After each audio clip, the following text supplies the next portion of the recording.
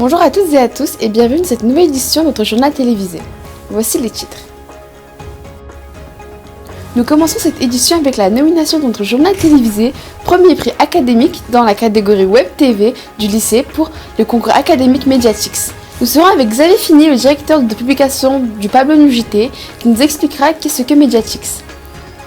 Le ministre délégué chargé de l'Europe, Jean-Noël Barrot, s'est rendu dans notre établissement le jeudi 11 avril. Il a pu avoir un temps d'échange notamment autour du projet Imagine-E, suivi d'un débat animé sur l'Europe, ses fonctionnalités et ses principes et priorités. Ils l'ont fait. L'équipe cadette garçons du lycée ont gagné le final UNSS interacadémique de basket, une première pour notre lycée. Direction maintenant vers le championnat de France UNSS. Reportage dans un instant. Notre JT a été distingué premier prix académique dans la catégorie Web TV des lycées lors du concours académique Mediatix. C'est avec une immense fierté que nous vous annonçons cette reconnaissance de notre travail et de notre engagement envers l'excellence journalistique. Nous sommes avec Xavier Fini, le directeur du Pablo News JT. Bonjour Xavier. Tout d'abord, est-ce que tu pourrais nous expliquer qu'est-ce que Mediatix ? Quels critères ont été pris en compte pour la nomination et la sélection du Pablo News JT pour le premier prix académique dans la catégorie Web TV du lycée ? Le concours Mediatix, c'est un concours qui est ouvert à tous les médias scolaires de France et d'outre-mer, qui se déroule en deux phases.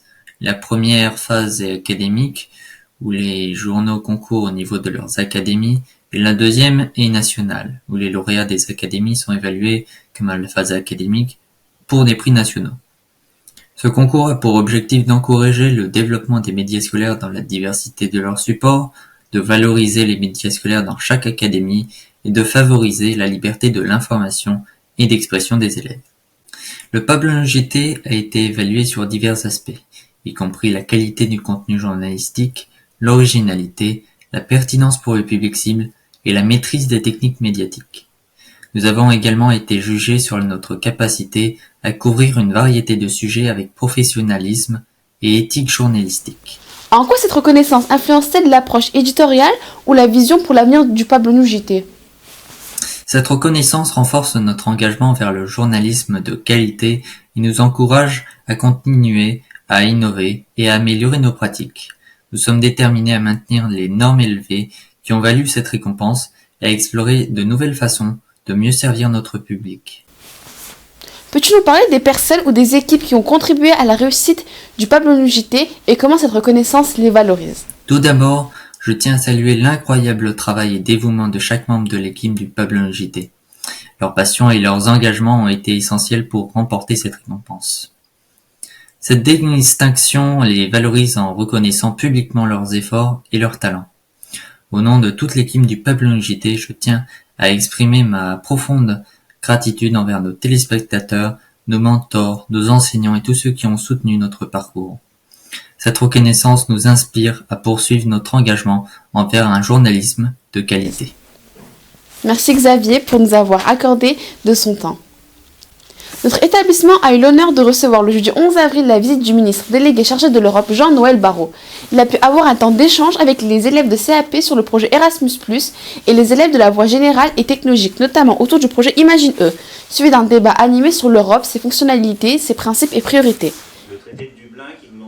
2 heures avant l'accueil, les élèves de première spécialité HGGSP et de terminale spécialité SES se sont regroupés pour choisir les questions qu'ils poseraient au ministre. Donc en gros, la Hongrie, la Slovaquie, tous les pays d'Europe de l'Est qui ne veulent pas accueillir un migrant, ils payeront et ils pourront ne pas accueillir un migrant. C'est quand même... là, tu parlais du pacte vert, tu pouvais parler des lobbies, des trucs... Enfin, ça, sur le lobby, ouais, on a fait Dès 13h30, l'ambiance était au rendez-vous sur le parvis de l'établissement avec un accueil républicain réservé au ministre. Le maire de Saint-Martin-d'Hères, le préfet de l'Isère et le directeur académique des services de l'éducation nationale de l'Isère étaient présents lors de cet accueil.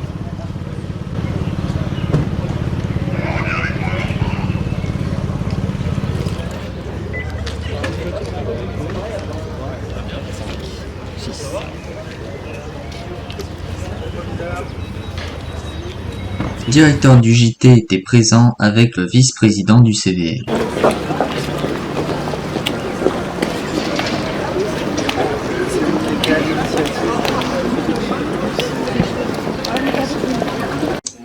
La salle 398 a été le théâtre d'une présentation du projet hybride eTwinning et Erasmus+, Save Electrical Energy Together. Les élèves de CAP engagés dans cette initiative internationale depuis 2 ans et dont la promotion précédente a été récompensée par le prix HIP ont brillamment mis en avant leur contribution à la lutte contre le changement climatique, témoignant de leur éveil à des pratiques éco-responsables et à l'Europe. L'accueil, un rituel d'accueil. Vous êtes resté combien de temps? Une semaine. Ok. Vous avez quand même un peu travaillé. La visite s'est poursuivie avec des moments d'échange enrichissants, notamment autour du projet Imagine EU par nos élèves de première et leur enseignante d'allemand, Madame Faino, suivi d'un débat animé sur l'Europe, ses fonctionnalités, principes et priorités, animé par Monsieur le Ministre, en présence de nos élèves de spécialité AGGSP de première et SES de terminale. Terminons cette édition avec l'équipe de basket des cadets de garçons qui a écrit une page d'histoire en devenant championne académique UNSS à Pont-de-Chéru le 20 mars. Après avoir décroché la 3e place l'année dernière, nos joueurs ont gravi les échelons cette fois-ci pour atteindre le sommet du podium. La finale interacadémique de basket s'est tenue le 3 avril. Nos joueurs ont affronté les champions des académies de Lyon et de Clermont-Ferrand dans 2 batailles épiques et se sont qualifiés pour les championnats de France. C'est une première pour notre lycée. Reportage de notre équipe qui était sur place dans quelques instants. L'équipe des cadets garçons du lycée a gagné la finale UNSS interacadémique de basket en gagnant tous ses matchs et se qualifiant ainsi pour les championnats de France UNSS. Dans 32 minutes, à la 2e victoire, on pourra avoir un sourire, pas avant. Je vais continuer à vous casser les couilles. Je vais continuer à vous casser les couilles sur chaque possession. À la fin, quand on est devant, on a juste un ballon à mettre sous le bras. C'est une première pour le lycée. Bravo aux joueurs qui n'ont rien lâché sur le terrain et bravo aux coachs des clubs de Saint-Martin-Terre, de Gièvre et des Bains qui ont donné autant d'énergie pour les préparer et les accompagner. On a failli le prendre parce qu'on gère mal la dernière attaque et mal la dernière défense. 4 secondes, les gars, le ballon il rentre de l'autre côté.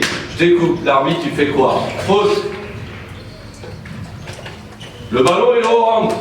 Faute. Il reste combien de temps? 0,5 secondes les gars. 0. Nos joueurs ont affronté lors de cette finale interacadémique de basket les champions académiques des académies de Lyon et de Clermont-Ferrand.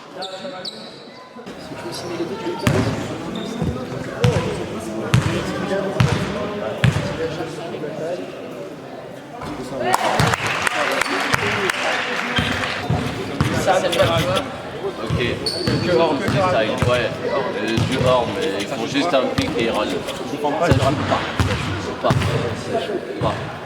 Donc on tente pas des interceptions, on tente juste tenir les duels. On commence sur zone classique. Zone, les gars, faut fermer la raquette. Derrière, vous avez vu, ils sont costauds comme ils faut être hyper impliqué au rebond. C'est la fin de cette édition de notre journal télévisé. Merci d'avoir suivi. N'hésitez pas à nous suivre sur notre compte Instagram et à commenter notre journal pour l'améliorer au fil de nos éditions. À très bientôt!